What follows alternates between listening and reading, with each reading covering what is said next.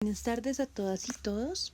En esta clase de hoy vamos a dedicarnos un poco a hablar acerca del león fanerozoico y particularmente de este hoy nos vamos a dedicar a la era del Mesozoico. ¿Listo? Y en este sentido, pues nuestro objetivo va a ser identificar esos diversos eventos y transformaciones que tuvieron lugar en esa era mesozoica. ¿Listo? En primera medida quiero que pensemos un poco en que este es el león en el que se desarrollan y se extinguen los dinosaurios. Y en ese sentido, pues hay que tener en cuenta que hubo una característica del ambiente en particular que permitió el desarrollo de estos reptiles y fue el clima. Bien, entonces este clima nos permite a nosotros como poder entender un poco acerca de cómo se puede diversificar esta especie o estos reptiles empiezan a diversificarse de gran forma y aparte de todo nos habla también acerca de cómo estuvieron mediados los procesos en los cuales todas las transformaciones del planeta dan origen a la formación de estos individuos. Entonces, ¿qué es importante de ellos, de estos dinosaurios, que son como los protagonistas de esta historia? Primero que tener una composición ósea ligera, que esa composición ósea ligera hizo que ellos fueran extremadamente grandes en comparación con los animales que conocemos actualmente. Y esta composición ósea ligera se vio favorecida como por varios factores. Uno de ellos es como el crecimiento, el desarrollo de las masas continentales, la separación de este gran continente de Pangea en otros continentes más pequeños hacen que exista como mayor aislamiento entre las poblaciones y que pues también de allí se deriven otros procesos de evolución. Adicionalmente, la actividad biológica de la época fue súper fuerte. Existen grandes cambios en la formación de la tierra, existen cadenas montañosas que se empiezan a armar y eso tiene como consecuencia que hay una diversidad de climas que pueden favorecer eventualmente la formación de estos animales. Adicionalmente, la cantidad de oxígeno disponible que hay en el ambiente es extremadamente alta y eso también trae como consecuencia que la cantidad de dióxido de carbono se reduzca. Este oxígeno en el ambiente permite que se forme una capa de ozono y esa capa de ozono pues genera como una especie de refrigeración para el planeta, lo cual también trae como unas consecuencias a nivel climático. Adicionalmente, estos animales desarrollan una posibilidad de poder regular su temperatura corporal y eso los hace bastante distintos de sus ancestros reptiles porque los reptiles normalmente son animales de sangre fría, es decir, que no tienen un aparato termorregulador y esto les permite sobrevivir en ambientes de temperatura cálida o fría y en ambientes húmedos. En cuanto a las características generales del Mesozoico, entonces es una época que se da hace más o menos 1800 millones de años y que tiene, digamos, como característica global, que es en este periodo donde se da la mayor diversificación de animales vertebrados. Y esta diversificación se da en lo que conocemos como los ancestros de las aves, de los mamíferos y claramente la diversificación de reptiles tan grandes que se da en esta época. Adicionalmente, este Mesozoico, que es toda una era dentro del león fanerozoico, también se divide en unos pequeños periodos que se llaman el Triásico, el Jurásico y el Cretácico. Y como característica climática general de ellos, el Triásico es un periodo que es cálido y árido, el Jurásico es un poco más tropical y finalmente el Cretácico se caracteriza por ser bastante variable, entonces él pasa de picos de calor a frío de una manera muy rápida y esto influye también en el desarrollo de nuestros individuos. Entrando en materia en cada uno de estos periodos, entonces arrancamos por el Triásico y el Triásico se divide como en tres fases bastante importantes. La primera parte de un periodo de extinción del que veníamos previamente, que es la extinción más grande que se ha dado en la historia del planeta, que es la extinción del Pérmico. Y esta extinción del Pérmico es como empieza a finalizar a principios del Triásico. O sea, la primera parte del Triásico pues viene permeada por esta gran extinción que se dio en el Pérmico. En esta extinción desaparecieron más del 52% de las especies marinas y del 95% de las especies terrestres, que es demasiado. Y entre estas especies terrestres se ven afectadas tanto los terápsidos, que eran los primeros cuadrúpedos de la Tierra, como los mamíferoides. ¿Listo? que eran como esos ancestros comunes que existían con el mamífero, también se extinguieron. Posterior a este periodo de diversificación, de extinción, pues las condiciones ambientales cambian bastante y se da una diversificación de las especies. Esa diversificación se da particularmente en los reptiles y digamos que se ve favorecida porque hay muchos nichos de organismos que se extinguieron, que tienen como todas las condiciones para darles a estos animales la alimentación y todos los, digamos, los procesos que necesitan para poderse diversificar y desarrollar tranquilamente. Adicionalmente, en este periodo del Triásico el clima es cálido y es seco, y esto permite la formación de desiertos que tienen periodos de sequías y lluvias y que también hacen como un tránsito en el desarrollo de estos reptiles. Finalmente, una de las cosas importantes de este periodo triásico es que ese gran continente que viene del Pérmico, que se llama Pangea, empieza a romperse y se rompe en dos pedazos. Uno que se va a llamar la Eurasia, que va a estar en la parte norte del planeta, y uno que se va a llamar Gondwana, que está en el sur del planeta. Y esta diversificación o esta división realmente de Pangea lo que permite es que una gran parte de la masa continental esté lejos de las orillas o de las costas marítimas, y esto tiene una consecuencia, y es que en esos lugares que no tienen cercanía con las costas no existe una regulación térmica. Y no existe una regulación térmica porque es la fluidez de las aguas la que permite que eventualmente se puedan como digamos, controlar las temperaturas dentro de esa parte territorial, y pues al no tener ese contacto, pues sencillamente no hay una fluidez de regulación. En cuanto a la flora del Triásico, tenemos un gran exponente que son las cícadas, y pues también venían unos helechos del pasado del Pérmico, pero las cícadas son bastante características en esta época y son árboles como de 20 metros de altura, que tienen una formación de semillas y que se encontraban sobre todo en la Eurasia, es decir, en la parte norte de nuestro globo terráqueo. Adicionalmente, en esta fauna del Triásico tenemos que tener en cuenta que pues como era la división de los continentes. Entonces, como les decía, la Eurasia estaba ubicada en la parte norte, Gondwana estaba ubicada en la parte sur, y están separados el uno del otro por un mar que se llama el mar Tetis. ¿Listo? En esa parte costera, tanto de la Eurasia como de Gondwana, que limitan con el mar Tetis, se da una gran diversificación de especies, sobre todo de especies marítimas, y encontramos, bueno, marítimas y terrestres, y encontramos una gran diversificación de los invertebrados. Entonces, en esta diversificación podemos hablar, por ejemplo, de animales como los cefalópodos, que son los, digamos, un ejemplo de un cefalópodo es un pulpo. Están los bilbavos, que son lo que nosotros conocemos como ostras, los gasterópodos, los escleractinios, que son una especie, una suerte como de corales. Están los escorpiones grandes que venían desde el Pérmico y que pues tenían un tamaño bastante exagerado, y las libélulas. En cuanto a la formación de vertebrados, recordemos que el 95% de las especies terrestres se extinguieron, y pues los más grandes exponentes en ese momento de vertebrados eran los terrestres, y se forma una nueva especie que es esta que se llaman los tecodontes, y estos tecodontes son los ancestros comunes de lo que próximamente conoceremos como dinosaurios. De esta época, el que más destaca de los vertebrados es este tecodonte, que es bastante particular. Este final del Triásico se da también con una extinción. Se extinguen más o menos el 20% de las especies terrestres del planeta.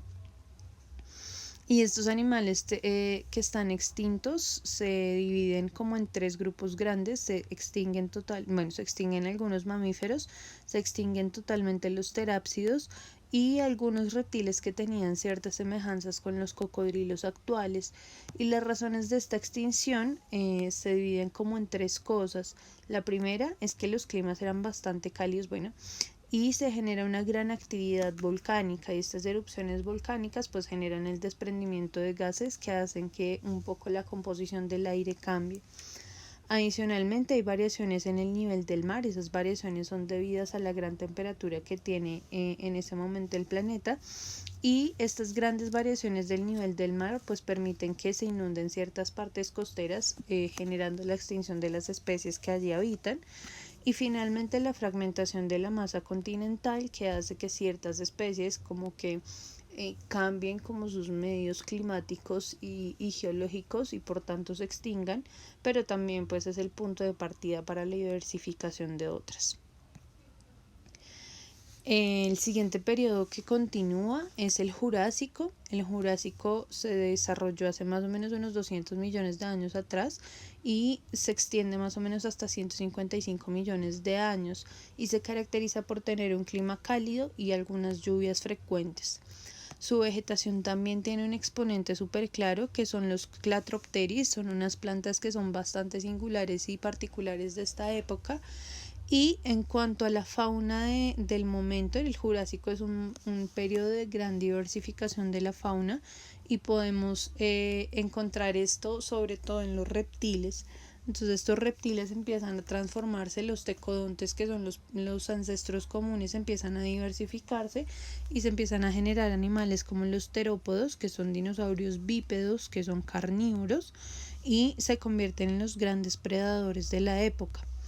Adicionalmente está esta especie que se llama Archaeopteris, y son los antepasados comunes de las aves. Son los primeros animales que empiezan a desarrollar una suerte de plumaje tanto en sus alas como en su cola, y este plumaje lo que hace es darles como mayor aerodinámica al momento del vuelo.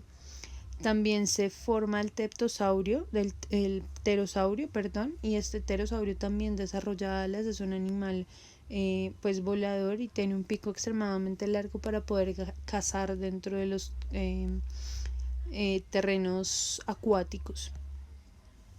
Están también los saurópodos, que son una suerte de herbívoros que desarrollan un cuello largo para poder alcanzar la vegetación alta de como el ecosistema.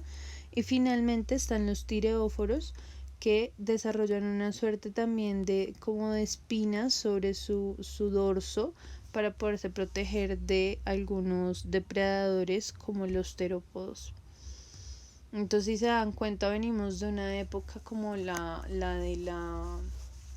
periodo pasado, en el cual teníamos un único ejemplar que da origen a todo esto, y pues aquí hay una gran diversificación de esa fauna. Hay animales que ya son carnívoros, animales que son herbívoros, animales que empiezan a volverse, que empiezan a volar, o sea, es decir, hay una suerte, una cantidad como de adaptaciones que permiten que esta época tenga como un gran impacto. ¿Listo? Entonces, ¿qué también es necesario conocer del periodo Jurásico? Que en este periodo las masas continentales también tienen una ruptura, y es una ruptura bastante importante en este caso. En el caso del continente de Gondwana, que está en la parte inferior del planeta, se divide en dos pedazos grandes. Uno que va a dar origen posteriormente a Sudamérica y África, que es esta parte de acá, este pedazo continental, y el otro rompimiento va a dar origen más adelante a lo que es India, Australia y la Antártida. En el caso del continente de la Eurasia se parte en tres pedazos, que son los que van a dar origen a Asia, Europa y Norteamérica. Ese rompimiento de la Eurasia se da más o menos de esta manera. Esto es lo que da origen a Norteamérica. Esta parte de acá va a dar origen a Europa, y esta parte de acá va a dar origen a el continente asiático que tenemos actualmente. Y pues evidentemente ese rompimiento de masas continentales, eso que sigan fragmentándose las masas continentales, da origen a una gran variedad de climas, porque ya los continentes empiezan a desplazarse como extremos opuestos del planeta, y adicionalmente da origen también a una cierta cantidad de movimientos telúricos que traen como consecuencia el nacimiento de algunas de las cordilleras.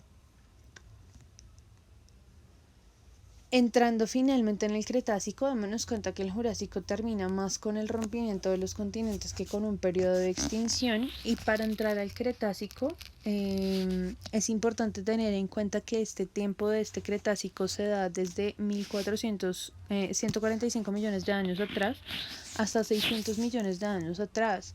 y el clima de este Cretácico es cálido, tiene lluvias frecuentes, pero también es un periodo muy variable.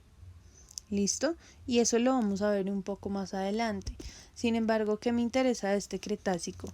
Que en primera medida este periodo cuenta con esa división que viene del Jurásico de todos los continentes, y esta división continental tiene como consecuencia la diversificación masiva de las especies. Esta diversificación se da sobre todo por el aislamiento geográfico y se conoce como especiación simpátrica. ¿Listo? Adicionalmente, esta época tiene como eje central, digamos, de su desarrollo geológico, que hay un aumento en la erupción volcánica, y esto permite, por la liberación de gases, que la constitución de la atmósfera cambie y se suba la temperatura del planeta. ¿Listo? Y esto genera que se desarrollen más climas cálidos y algunas zonas áridas dentro de los territorios continentales. Y finalmente, este aumento de temperatura causa un derretimiento total de los polos, y ese derretimiento total de los polos hace que los niveles del mar aumenten de una manera desproporcional, se inunde una gran cantidad de las masas continentales, y también las corrientes de vientos no permiten que haya como una especie de fluidez en el clima, y hay ausencia de lluvias, y esas ausencias de lluvias también causan problemas de extinción. Hay una parte importante del desarrollo como geológico, y es que es en esta época donde se da la formación de cadenas montañosas a partir de un proceso que es conocido como orogénesis.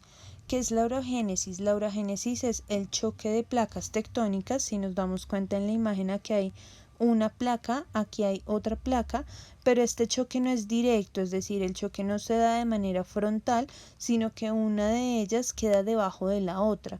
Cuando la otra se monta, una placa se monta sobre la otra, se genera una especie de montaña, y se desarrolla de hecho un territorio montañoso o una falla montañosa. En ese sentido, en esta época del Cretácico se formaron lo que nosotros conocemos actualmente como los montes europeos, las montañas transantárticas que están en la parte inferior del polo sur. Se formó la que nosotros conocemos como la cordillera de los Andes, que atraviesa Sudamérica desde la punta de Chile hasta Colombia, dividiéndose en tres en Colombia. Y finalmente, como que este desarrollo de estas cadenas montañosas tiene como consecuencia la modificación de las corrientes de agua, porque claramente ya no pueden fluir de la misma manera, y aparte unas variaciones en la humedad y la lluvia de los territorios digamos continentales, y eso pues evidentemente también tiene una influencia directa sobre la diversificación de las especies.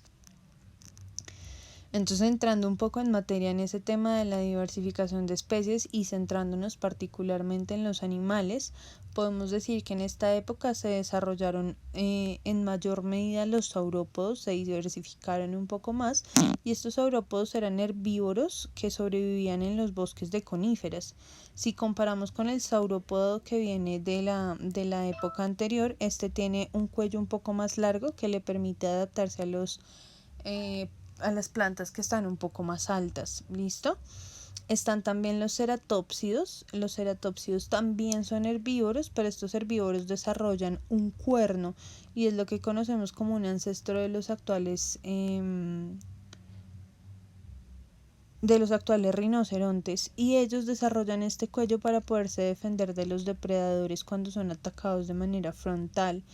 Ellos sobreviven en regiones secas y pues como dije, su dieta es de herbívoros.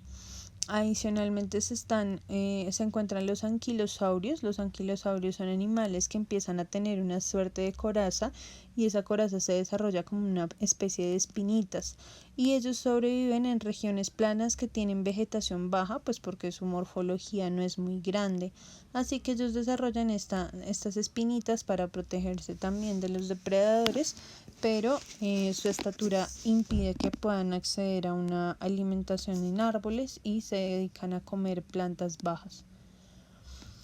Otra de las especies que son súper importantes aquí son los drometosáuridos, y estos son como los megapredadores de la época.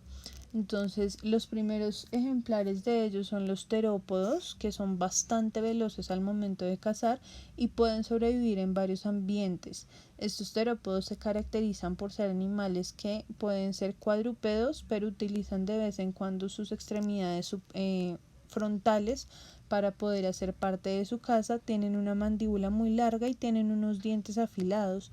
Esos dientes les permiten cazar y desgarrar la carne de una manera más efectiva. Y el ejemplar como más conocido de estos drometosáuridos es el T-Rex, y el T-Rex tiene 6 metros de altura, alcanzaba hasta 6 metros de altura y mandíbulas de un tamaño de 1 metro más o menos. Es decir, era un cazador extremadamente potente. La mandíbula de ellos era súper fuerte, como nos damos cuenta en la imagen, y aparte de todo, los dientes eran bastante afilados, tenían una gran cantidad de dientes que les permitían tomar la carne y desgarrarla completamente. Y pues su morfología también es bastante alta e intimidatoria para sus presas. En cuanto a las plantas, en este periodo se da la formación de las angiospermas, que son las primeras plantas con flor, y esto permite también el desarrollo de los polinizadores. Y también se da la generación de unos animales conocidos como multituberculados, que son como los ancestros comunes de los mamíferos, o son una especie de mamíferos ancestrales, y ellos pues tienen una apariencia de roedores. Finalmente este Cretácico termina. Como todos conocemos la historia, como se ha teorizado a partir del choque de un meteorito con nuestro planeta. Se dice que ese meteorito fue un meteorito de gran impacto que chocó directamente con el Golfo de México, y ese choque fue a tal velocidad y tan fuerte que levantó una gran nube de polvo sobre el planeta, generó un evento de calentamiento global y las temperaturas aumentaron harto, tanto que terminaron extinguiendo a la población, además del cambio de la composición del aire, que pues son animales que son excesivamente dependientes de oxígeno, y al tener menor cantidad de oxígeno en el ambiente pues sufrieron una extinción de una. Entonces este ya es el fin del Cretácico, también es el fin del Mesozoico, y pues hasta aquí llega nuestra temática de esta semana. Un abrazo para todas y todos, y espero que pues este video les pueda colaborar bastante. Chao.